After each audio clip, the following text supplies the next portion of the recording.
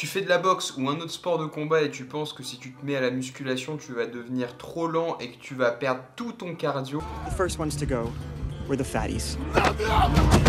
Laisse-moi te convaincre du contraire, t'inquiète pas, tu vas pouvoir continuer à t'habiller au rayon enfant. Personne ne le voit. C'est recommandé, ça. Donc la musculation, selon Wikipédia, je cite, un ensemble d'exercices physiques visant le développement des muscles squelettiques afin d'acquérir le plus de force possible, d'endurance, de puissance et d'explosivité. Quel boxeur ne voudrait pas plus de force, d'endurance, d'explosivité et de puissance ?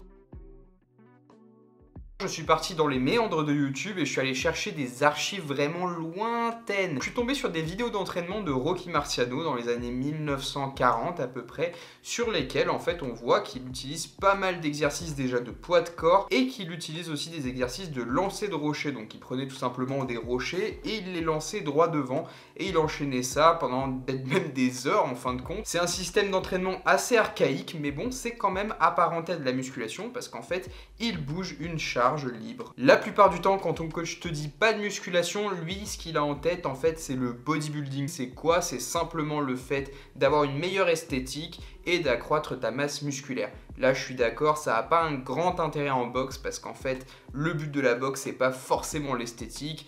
Nous, les boxeurs, on veut être plat et on veut être sec, c'est tout. On veut pas avoir du volume musculaire, ça nous intéresse pas du tout en combat. Le fait de balayer toute la musculation en pensant et en l'assimilant au bodybuilding, à mon avis, c'est une erreur qui est très très grosse parce qu'il n'y a pas que le bodybuilding dans la musculation.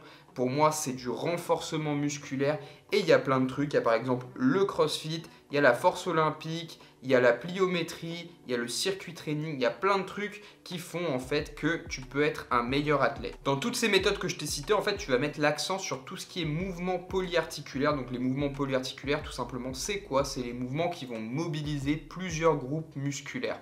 Donc tu as par exemple le squat, le soulevé de terre, le développé couché. Tout ça, c'est des mouvements qui vont faire de toi un meilleur athlète de manière générale. Est-ce que tu vas être plus lent après avoir pratiqué la musculation? La réponse est non. Selon le schéma que je te mets à l'écran sur la force et la vélocité, en fait, tu te rends compte que tu as différentes approches pour développer certaines caractéristiques en particulier. Si tu veux développer ta force, en fait, ce que tu vas faire, c'est que tu vas travailler en conséquence et tu vas charger plus. Donc, tu vas te diriger vers un format d'entraînement où tu vas soulever plus lourd. Donc, en général, tu vas faire 1 à 5 répétitions avec 80 à 100% de ta 1 rep max. Et en fait, ça va s'assimiler à de la force olympique ou du powerlifting. Inversement, si tu t'entraînes pour la vitesse, cette fois tu vas avoir le cheminement inverse et tu vas soulever des charges beaucoup plus légères mais beaucoup plus vite et tu vas essayer de faire beaucoup plus de répétitions. Et de cette manière-là, tu vas stimuler les fibres de type 2 et c'est celles qui sont responsables de l'endurance. Dire que la musculation ça te rend lent, bah pour moi c'est complètement faux. C'est comme si je disais que manger ça me rendait gros. En fin de compte, c'est une question d'approche et de ce que tu fais toi. Si on prend l'exemple de Canelo, son entraînement de musculation est hyper centré sur le travail d'endurance musculaire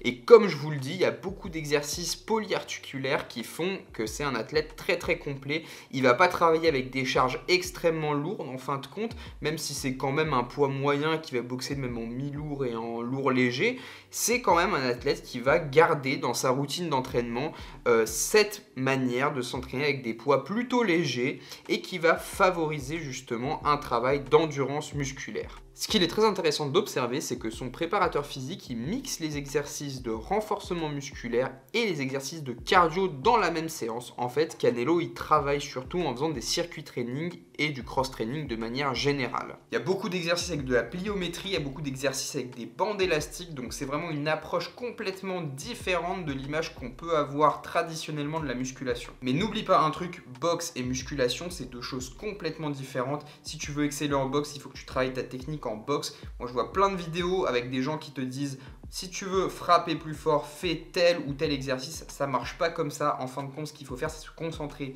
sur la technique en boxe parce qu'en fin de compte, pour frapper fort, c'est quoi? C'est transférer son poids. Traduction, faire des développés couchés à 100 kg va pas te faire frapper comme Mike Tyson, c'est complètement faux. Il va falloir que tu apprennes les bases de boxe, que tu les améliores, que tu les développes. Et c'est pour ça que moi, je te conseille d'aller checker mes autres vidéos sur ma chaîne. Et en attendant, moi, je te dis à la prochaine. Ciao, ciao.